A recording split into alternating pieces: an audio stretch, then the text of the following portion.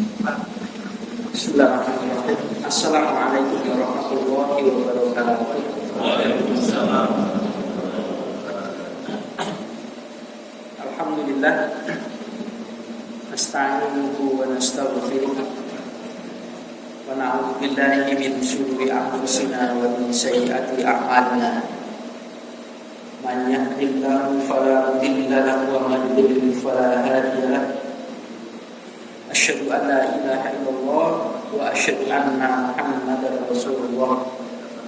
Allahumma sholli ala Muhammad wa ala ali Muhammad. A'udzu billahi minasyaitonir rajim. Ya ayyuhalladzina amanu taqullaha wa tanzur nafsum ma qaddamat lighad wattaqullaha innallaha khabirun bima ta'malun. Bapak sekalian, jemaah rahmatullah,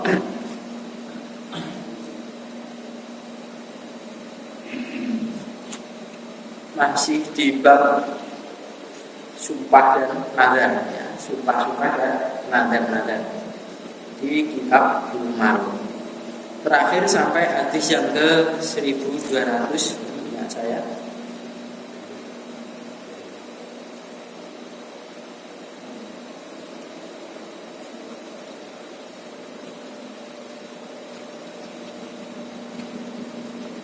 Sekarang 1201.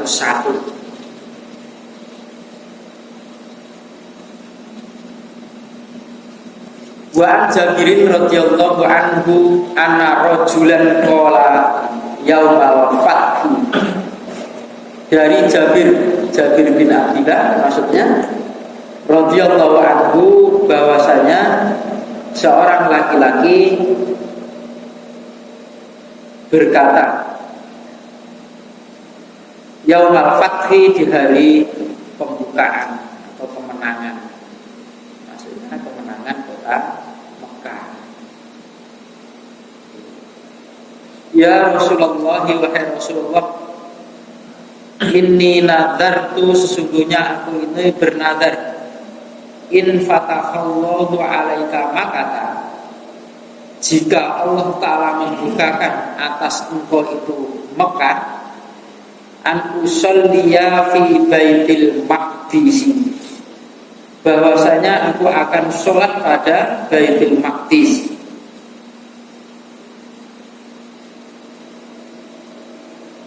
Faqala, maka beliau menjawab, sholliha, ya, sholatlah, ya, kamu itu di sana, ya, kamu sholatlah di sana.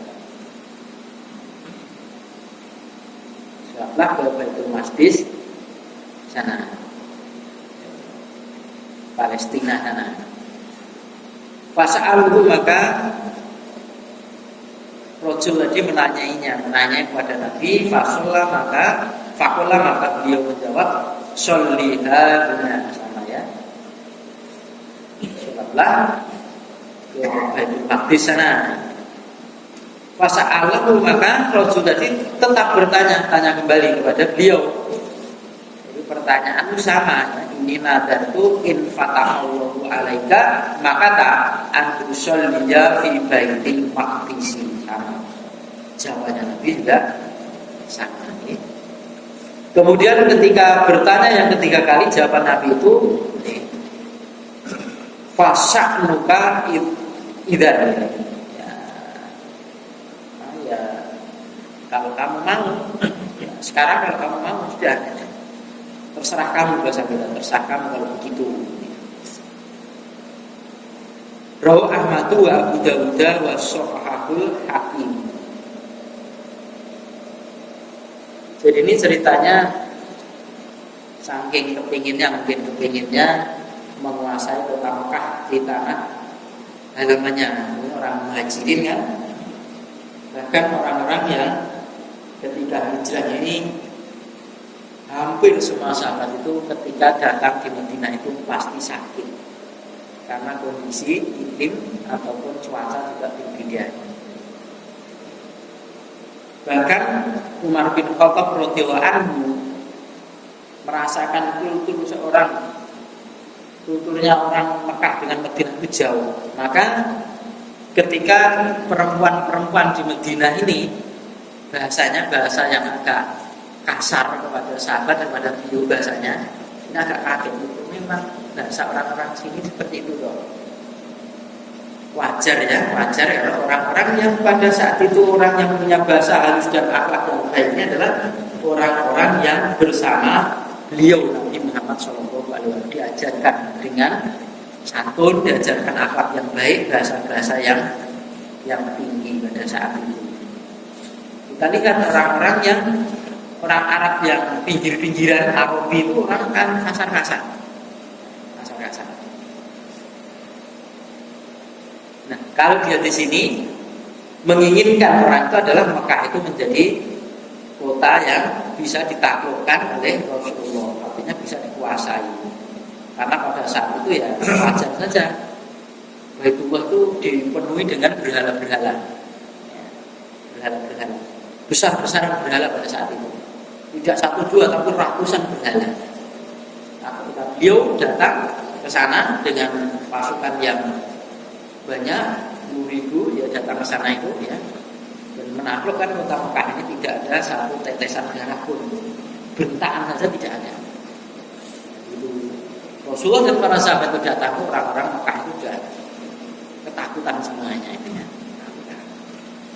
Dikira Rasulullah akan balik menyerang mereka karena mengingat dulu dikejar-kejar mau dibunuh. Wah, ini mau balas dendam.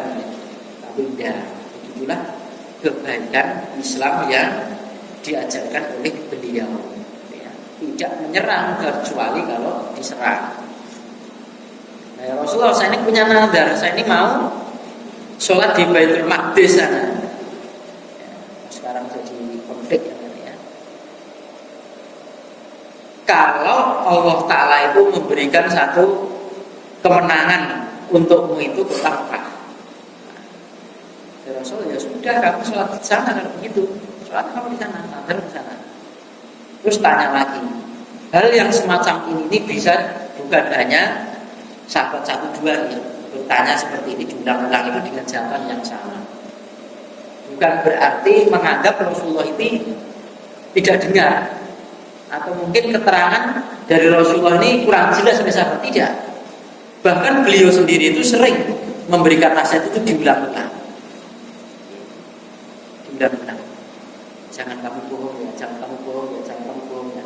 Diulang-ulang terus-menerus Rasulullah SAW sampai satu sahabat itu, bagaimana caranya ya Rasulullah itu bisa diam, tidak mengulang-ulang perkataan qauluzur, ucapan bohong. Saking pentingnya seperti itu. Nah, ini sahabat tidak begitu. Barangkali saya bertanya lagi ada keputusan lain. Karena kalau ke Baitul Maqdis betul, berarti saya harus ke sana. Barangkali ada rukhsah, keringanan dari beliau untuk melakukan sholat di sini saja. Ya, tidak ke Baitul Maqdis. Nah, cuman pertanyaan diulang-ulang sampai 3 kali, kemudian yang terakhir beliau menjawab, fasa'nuka idan, terserah kamu kalau begitu. Nah, dipahami dari sebagian orang-orang di pemahaman hadis. Jadi nazar itu tidak harus pada tempat yang diucapkan, tetapi harus dilakukan walaupun tidak di tempat yang diucapkan dengan dasar hadis ini. Sebagian tidak seperti itu. Kalau sudah kadung diucapkan kan menjadi kewajiban. Saya mau berpuasa di hari kelahiranku misalkan, nah sudah kan jadi puasa. Tapi tidak boleh di hari kelahirannya itu dijadikan hari besar, dijadikan hari Id dia, atau dijadikan satu hari atau bulan yang dikeramatkan, tidak boleh. Tidak boleh. Seolah-olah kelahiran dia itu membawa kebaikan, membawa kejelekan. Kalau gini saya akan nanti begitu. Misalkan ya, sehingga orang-orang Jawa dulu ada istilah wetonan, hari kelahirannya kemudian selamatan. Kalau tidak diselamati nanti tidak selamat. Menurut mereka dulu karena sudah tidak ada jarang. Ya. Bahkan mimpi jelek itu dia supaya tidak kejelekannya tidak terkena dirinya, padahal itu mimpi, itu kemudian dia selamatkan, gendut, macam-macam. Sekarang dimodernkan lagi, ada istilah ulang tahun, gitu kan, ada Valentine dan lain sebagainya. Pokoknya hari-hari yang di dalam Islam itu tidak ada untuk diagungkan, tapi dia mengagungkan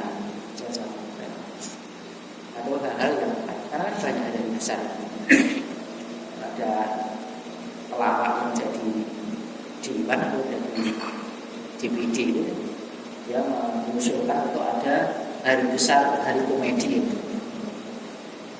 Satu hari ini guyon terus kan, dia komedi si komeng namanya.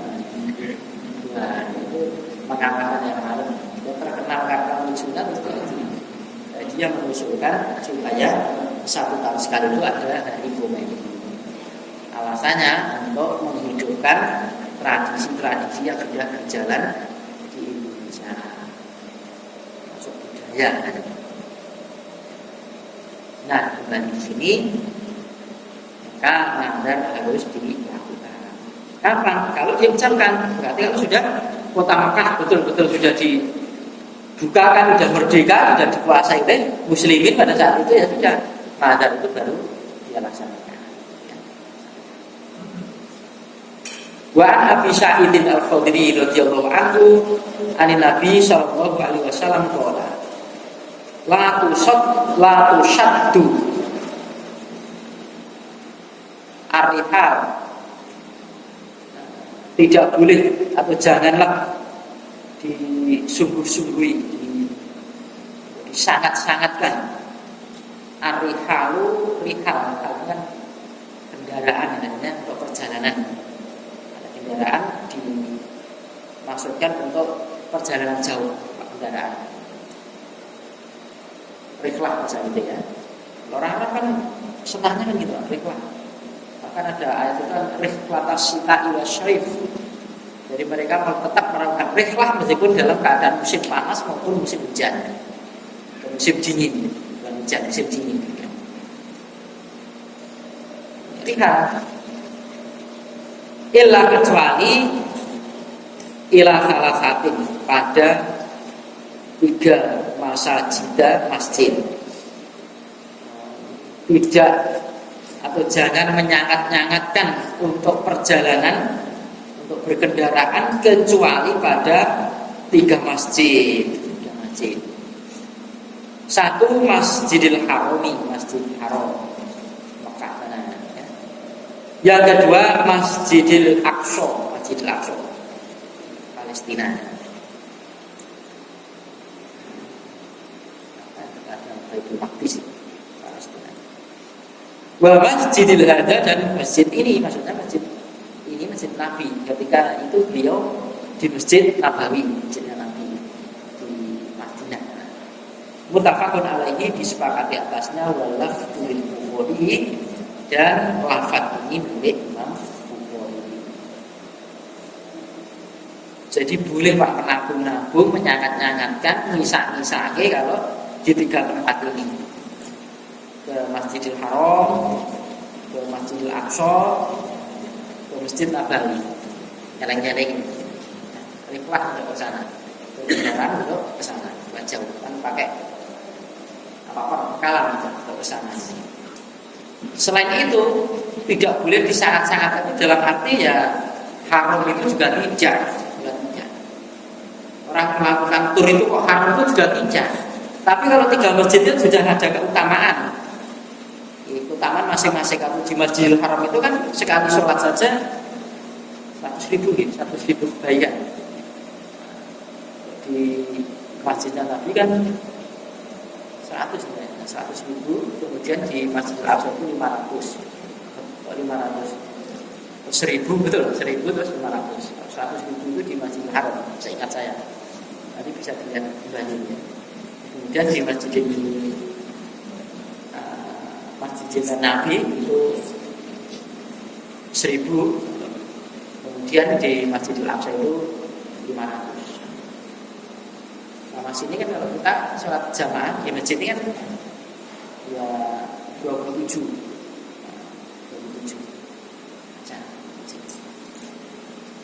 Maka keutamaan yang seperti itu ya boleh-boleh saja. Antri haji lama, kemudian dia umroh dulu juga tidak apa-apa. Kan di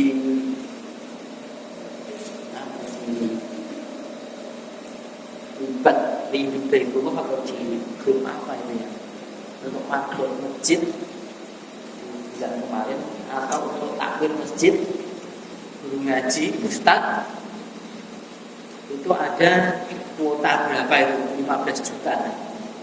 Saya dapat cek ini murah nih Pak, bukan murah nih kan itu kasih tolong atau murah. Bagi orang yang itu ya mungkin jadi rebutan 15 juta. Kalau biasa itu berapa ini?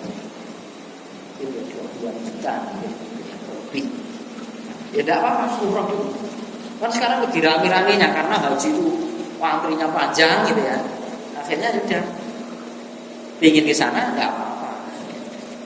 Bahkan tidak ada dosa orang-orang yang berhaji. Masa juga umroh juga. Mereka itu sambil berdagang, wajiblah kan ayatnya, tidak ada dosa. Habis haji kemudian dagang, tidak apa-apa. Atau sebelum haji dia dagang dulu juga tidak apa-apa. Tidak, kita mengatur niat saja. Niatnya dagang kepada haji. Dulu di tahun 2000 berapa itu kan Masjidil Haram itu kan bikin kamar mandi 2.000 itu. Dan dari Yayasan Usama bin Laden itu pengecoran lantai berapa di mana itu tempatnya. Itu kan banyak teman-teman suatu yang berangkat. Itu kontraknya 2 tahun. Kalau tidak 2 tahun nanti pulang sendiri. Kalau sampai 2 tahun dia ya, berangkat di biayai, nanti pulang dibiayai. Tapi rata-rata teman-temannya hampir setahun. Intinya bisa haji ya, bisa haji ke sana kemudian dia pulang. Untuk pulang dia tidak bisa. Dan masya Allah katanya soal makan itu, masya Allah daging unta itu dia merakyat segini nih Pak, dan makan. Bukan begini dia cerita sama saya, segini daging unta. Jadi kalau ayam itu dibuang kepalanya, kemudian dibuang kakinya, kemudian separuh. Dan bukan ayam kecil. Terus sekali makan itu. Kalau orang Arab kan biasa, apalagi suku Kurdi ya. Suku Kurdi itu kambing 1-2 orang itu biasa.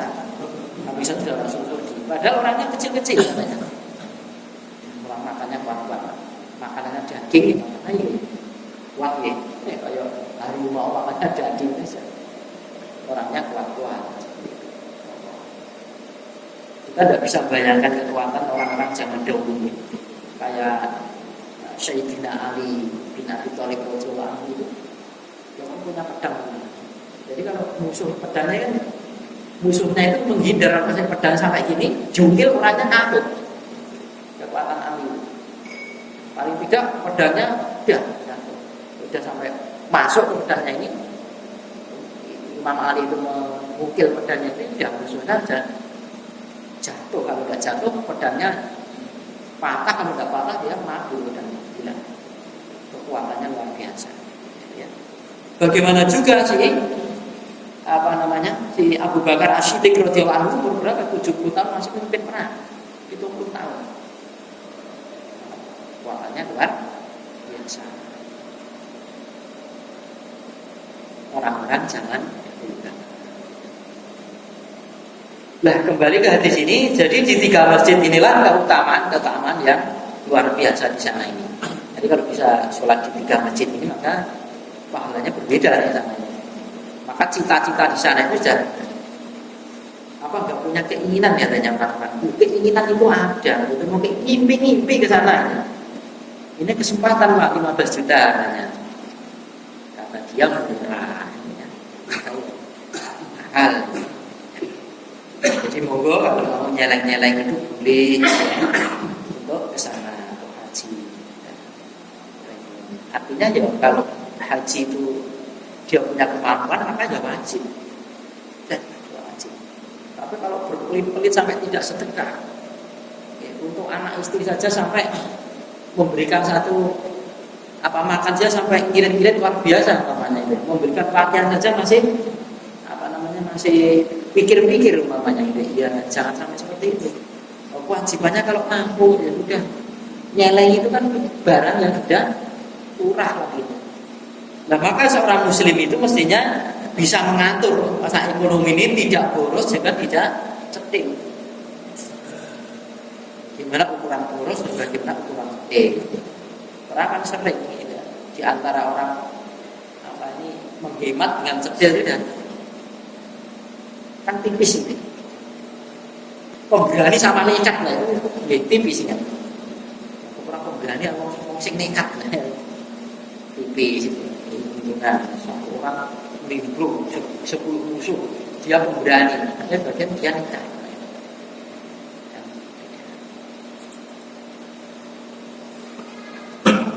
Kenapa ini dimasukkan ke sana? Seandainya dia itu berkeinginan kuat betul, dia punya nadar untuk ketiga masjid pun diperbolehkan, maksudnya begitu.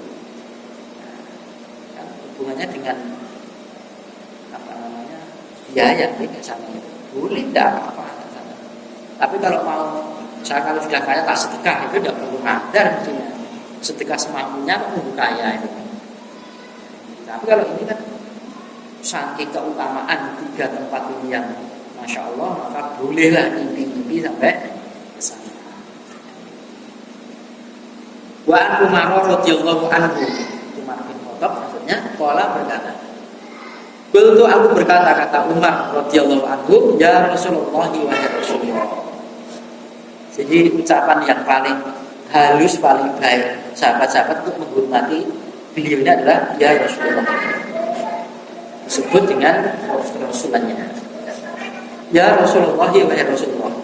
Inni nadartu, sesungguhnya aku itu bernadar fil jahiliyati, pada masa jahiliyah, anak takifa, bahwasanya aku itu akan beriktikaf lailatan, satu malam, fil masjidil haram, di masjidil haram.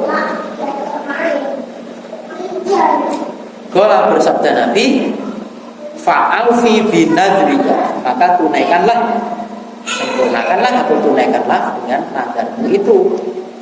Muttafaqun alaihi wa zada Bukhari fi riwayatin, dalam satu riwayat, fa'takif, maka beritikaflah lailatan, satu malam di Masjidil Haram.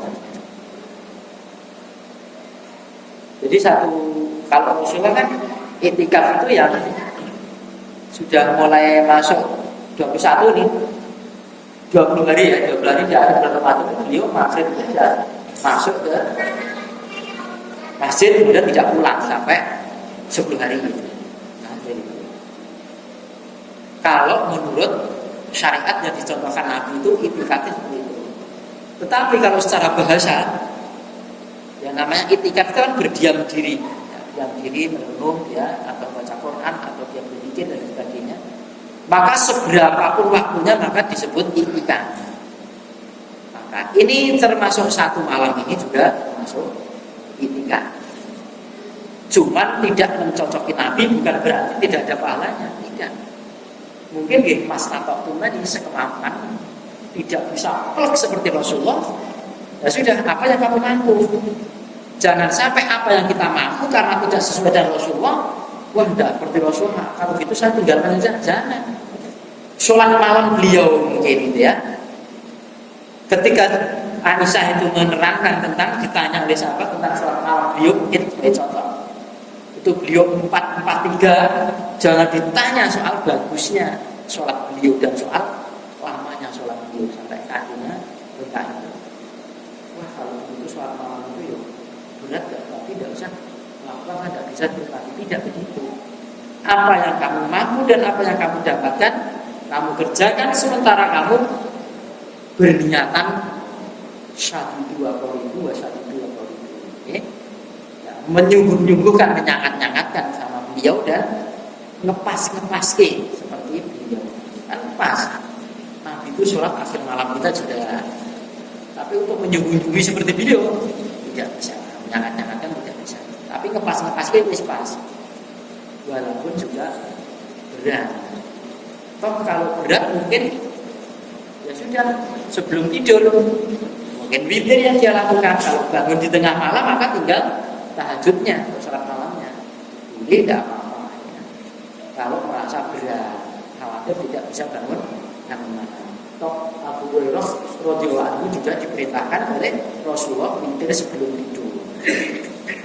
Jadi jangan beranggapan masa ngaji bertahun-tahun sholat malamnya kok pas ditaruh aja. Kok witirnya sebelum tidur ya? Tidak apa-apa. Abu Hurairah diperintah jangan merasa yang tengah malam. Memang betul amal itu yang terbaik itu bagi orang-orang yang bisa. Tapi bukan berarti sholat di waktu sore atau sholat sebelum tidur itu tidak ada fadilahnya atau itu dianggap imannya lemah. Itu juga tidak. Semuanya telah diperintahkan oleh Rasulullah SAW, tergantung kita. Tergantung kita apa yang kita mampu. Nah kan begitu. Mampu saya sebelum tidur ya sudah. Tidak ya. Atau mungkin ini jadi 2 rakaat sebelum tidur, 2 rakaat kemudian tidur. Jadi sholat 2 rakaat jangan ada acara lagi. Terus kemudian doa tidur. Maka dia dihitung seperti dia sholat semalam subuh. Nah, seperti itu tidak. Mirip koyo. Nah, koyo itu kan bukan. Seperti dia seperti itu. Tapi ya itu tadi yang ngantuk dia wudu kemudian sholat 2 rakaat. Kalau merasa nanti tidak bisa bangun ragu, udah witir kalian 3 rakaat atau 1 rakaat tidur. Intinya sebelum tidur jangan sholat 2 rakaat terus ngobrol baru tidur. Tidak. Mau sebelum tidur itu namanya ya tidak begitu. Maka diusahakan doa mau tidur itu memang betul-betul doa terus tidur, tidak ada acara lagi. Jangan doa tidur kemudian ngobrol. Jangan. Apalagi Rasul kan benci tidur sebelum maghrib dan kumpul-kumpul setelah isya kecuali ada acara yang bermanfaat. Nah, istilah Roma Irama itu begadang. Jangan begadang. Kalau tidak ada perlunya. Pak Haji Roma Irama kata beliau boleh saja kalau ada perlunya. Mungkin baca hadis itu. Kiai katanya jadi kalau misalkan pengajian bermanfaat itu kan tidak apa-apa. Atau minimal tidak mengandung dosa. Kalau mengandung dosa ya jangan. Kan sering Pak, kita melihat gula, ya kan tidak apa-apa, bisa mubah ya. Bangun jam 3 gula. Tapi jangan lupa sholat malamnya. Tapi kalau sampai mengganggu tetangga ya jangan. Bungkuk surat, wih lah ini. Akhirnya tetangga pakai bungkuk. Itu kan namanya enggak. Maka dulu pernah teman-teman itu kumpul dulu kalau Ramadan itu kotean jam 3 bangun karena itu sudah lama kemudian ngaji kemudian musyawarah bukan hanya saya saja banyak teman yang nanya cocok kabeh ora poso dia nek petang ini jam 3 sok-sok kepengin iki tangi iki ya setengah 4 ini mengganggu mereka. Nah, monggo yang terbaik membangunkan yang tidak mengganggu bagaimana caranya.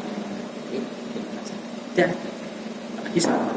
Berarti kalau ini ikat. Jadi ternyata hadis ini nadarnya ketika masih jahiliyah itu kalau itu nadar kebaikan masih ada kewajiban untuk melaksanakan ketika dia sudah masuk Islam. Mungkin salah satu jalannya dia itu dapat hidayah Umar bin Khattab radhiyallahu anhu itu. Ya ketika zaman jahiliyah sudah ada bayangan untuk berbuat satu kebaikan. Masjidil Haram. Kan di zaman jahiliyah.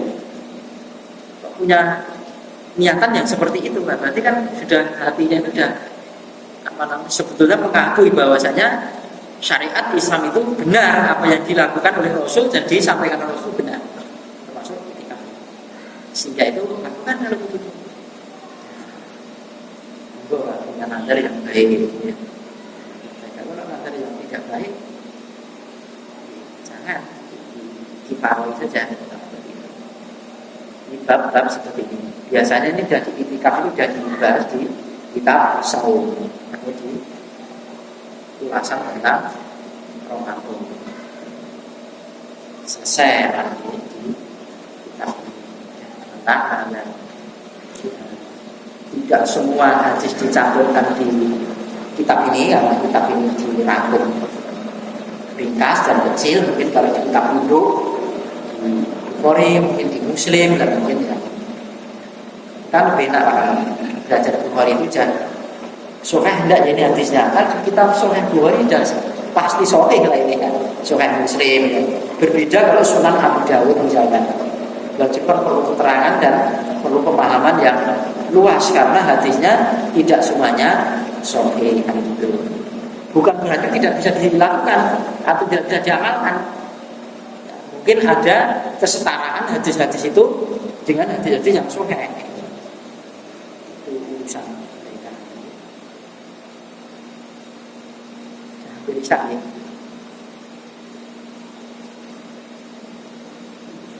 Kitab Al-Qadha'i, kitab Qadha ini penetapan nih. Jadi hukum penetapan itu bisa menetapkan kan hukum. Nah, yang kan hukum berarti dia hakim. Ya. Hakim ini orangnya dan dia tukang memutuskan satu perkara. Jadi berat. Kalau seingat saya Imam Malik ini menolak ketika diangkat menjadi qadhi sampai cabut, tidak mau. Karena melihat kondisi pemerintah pada saat itu tidak bisa diterapkan dengan hukum yang dia ilmui. Saya punya ilmu ini, wis kasep aku ngerti ilmu ini, tak terapkan. Nanti saat dosa kalau saya terapkan maka akan bertentangan dengan sang raja. Jadi dikasih jabatan itu menolak malah dilarani Pak. Saat itu jauh nanti jauh. Kok sana kok sini dan sebagainya. Nah, apalagi jabatan seperti ini. Qadha ini juga penetapan juga ini. Wa qadha rabbuka alla ta'budu illa iyyah. Allah Rabbu adalah menetapkan bahwasanya janganlah kamu mengibadahi kecuali hanya kepadanya. Penetapan. Jadi penetapan itu ya, saya tetapkan 10 tahun lah misalnya. Ya, bisa dijadikan penetapan atau hukum ya, penetapan. An Buraidah radhiyallahu anhu qala Rasulullah sallallahu alaihi wasallam. Dari Buraidah radhiyallahu anhu bersabda Rasulullah sallallahu alaihi wasallam, al-qudhu salah satu orang yang memegang penetapan atau seorang hakim. Hakim itu ada 3. Isnani finnari wa wahidun fil jannati.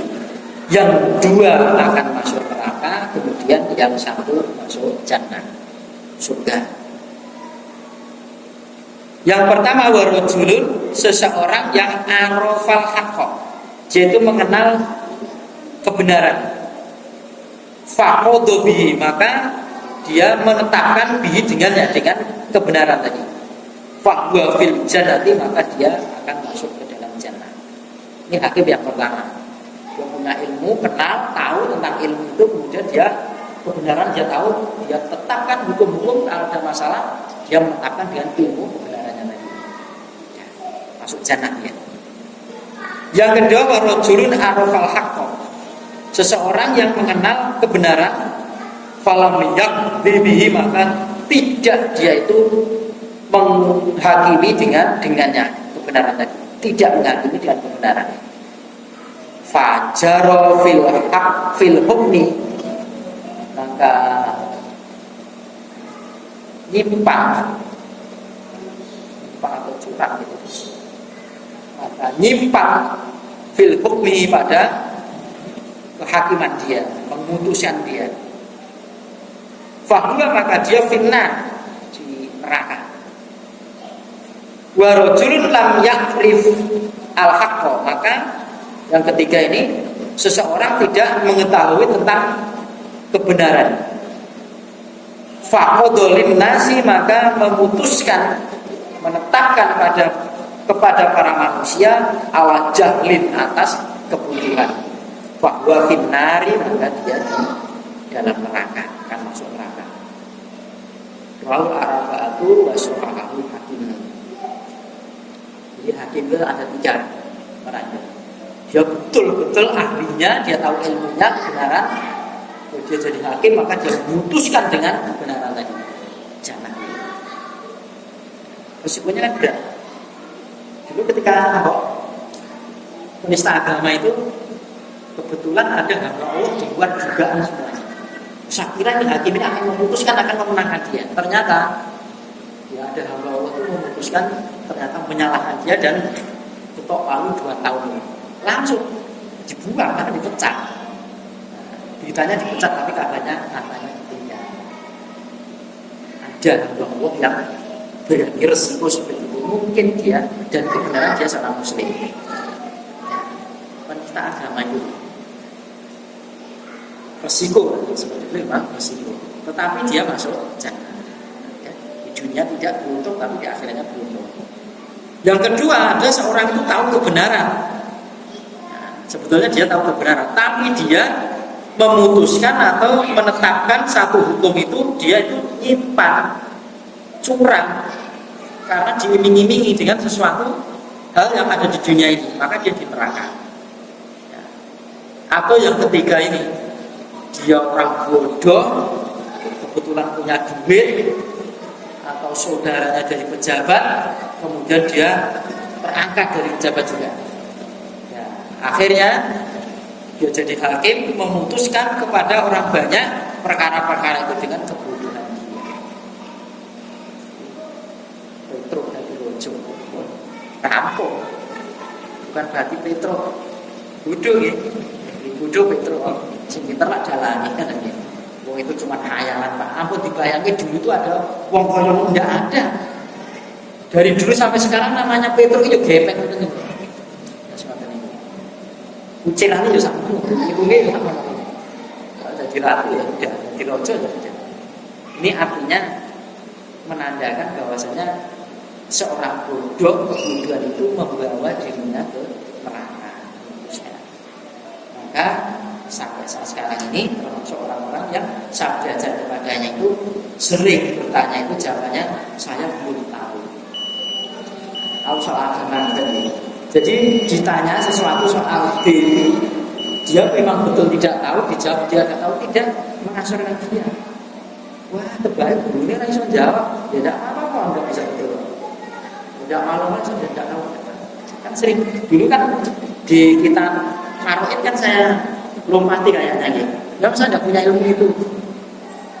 Dulu di Pasuruan ini, Pasuruan itu ada kiai, saudara kita di Tahdir, kiai Pasuruan. Pintar orang tentang warisan yang sampai di Mahat Al-Islam itu, di Ustaz itu mengirim murid bukan puluhan, itu 10. Sudah selesai kirim lagi 10. Sekarang cukup situ. Tidak ada hubungan baik.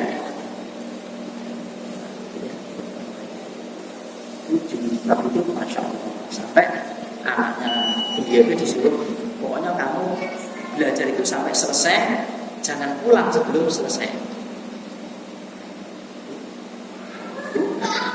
Bahkan sulit mulai terangkat ilmu itu karena orang yang di bidang tentang warisan ini sudah jarang-jarang kajian. Pun ngaji soal hukum dari sakit mengajarkan sekedar bisa membacakan mungkin sedikit bisa.